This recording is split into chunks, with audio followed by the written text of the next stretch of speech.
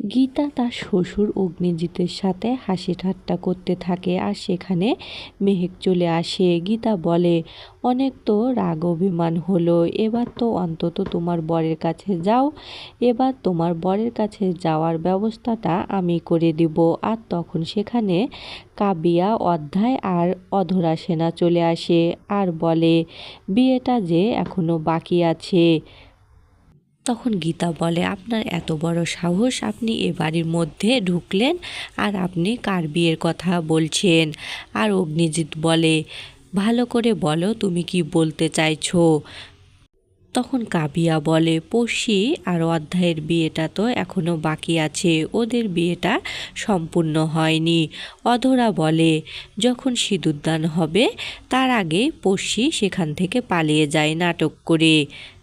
আর পড়শির তো প্রেমিক আছে, ও প্রেমিকের জন্যই আমার ভাইকে বিয়ে করেনি। তখন কাবিয়া বলে, আমি তার সাক্ষী, ওদের বিয়েটা হয়নি, সেদিন ওখানে আমি উপস্থিত ছিলাম।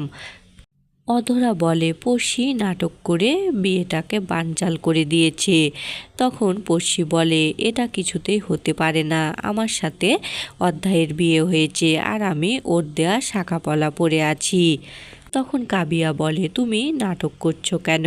তুমি তো এটা সাজিয়ে এখানে ঢুকেছো এ বাড়িতে।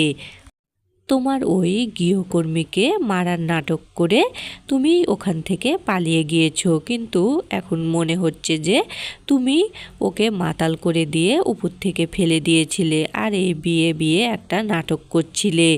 আর তুমি অধ্যায়কে বিয়ে করবে না বলে তোমার ভালোবাসার জন্য তুমি এখানে চলে এসেছো। তখনই সেখানে চলে আসে স্বস্তিক, আর স্বস্তিককে দেখে কাবিয়া বলে, কি ব্যাপার, তুমি যে দুই নৌকায় পা দিয়ে চলছো? এক তোমার স্ত্রী এ বাড়িতে উপস্থিত আছে আর তোমার প্রেমিকাও এখানেই আছে। কাবিয়ার এমন কথা শুনে স্বস্তিক বলে, কাবিয়া তুমি এমন কথা বলছো, আমি কিছুই করিনি।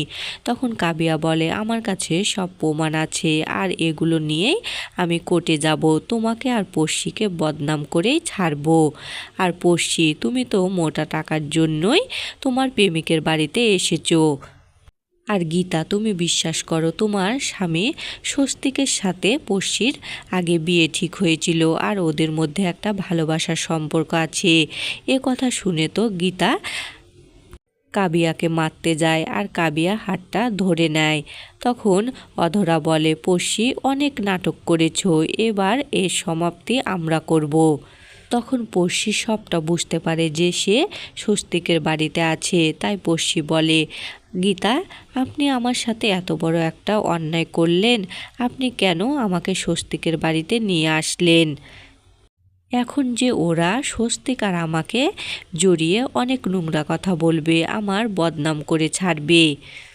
তখন অধরা সিনহা বলে, বদরামের আর কি দেখলে, এখন তো সবেমাত্র শুরু। কোর্টে গিয়ে তোমার মুখোশটা আমরা খুলে দিব, তুমি কিছুই করতে পারবে না। স্বস্তিক তখন বলে, আর একটা যদি বাজে কথা বলেন তাহলে আপনাদের এমন হাল করব। আর তখনই অধ্যায় চলে আসে আর অধ্যায় স্বস্তিকের দিকে হাত বাড়ায়। তখন স্বস্তিক অধ্যায়কে মারধর শুরু করে। পড়শি বলে, স্বস্তিকের বাড়িতে আমি আছি, এজন্যই তো আমি স্বস্তিকের গা থেকে ওই পারফিউমের গন্ধটা পেতাম, আর আপনারা আমার সাথে এত বড় অভিনয় করলেন। এ বলে পড়শি সেখান থেকে চলে যেতে লাগে আর পড়ে যায়। আর এটাই কাবিয়া ফটো তুলে নেয় আর বলে, এবার কোর্টে এটাই পেশ করব, এটার মাধ্যমেই তোমাদেরকে আমরা বদনাম করে ছাড়বো। অগ্নিজিৎ মুখার্জি গীতাকে বলে, এরা অনেক ভয়াবহ, এরা আমাদের ছাড়বে না। গীতা, তোমাকে আর আমাকে কোর্টে যেতে হবে আর এর একটা সুরাহা করতে হবে। অন্যদিকে পড়শি আর স্বস্তিককে নিয়ে মিডিয়ায় ছড়িয়ে পড়ে। আর এটা দেখে গিনি বলে, দিদি ভাই, তুই ওই পড়শিকে বাড়িতে এনে ভুল করেছিলি। গীতা বলে, ওই অধরা সেনারা যদি এই পড়শি আর স্বস্তিকের ব্যাপারটা একবার কোর্টে প্রমাণ করে দেয়, তাহলে যে স্বস্তিক বাবু আর পড়শির বদনাম হয়ে যাবে। আর এটা থেকে মুক্তির উপায় কি? তখন গিনি বলে, এই মেয়েটাকে এ বাড়িতে আনাটাই ভুল হয়েছে। তখন পড়শি বলে, আমি এখান থেকে চলে যাব। তখন গিনি বলে, তুমি এখান থেকে গিয়ে আবার বাইরে কোথায় যাবে? আর একবার যখন এ বাড়িতে এসে পড়েছো, আর তোমার তো বদনামটা হয়ে গিয়েছে। আর একটা কথা বলো তো, তোমাদের বিয়েটা কি হয়েছে? আর দিদি, ও অন্ধ হয়েও সেদিন ওভাবে দৌড়াচ্ছিল, আর তুই ওকে এ বাড়িতে নিয়ে আসলি। এটা সম্পূর্ণ একটা কাকতালীয় ব্যাপার না?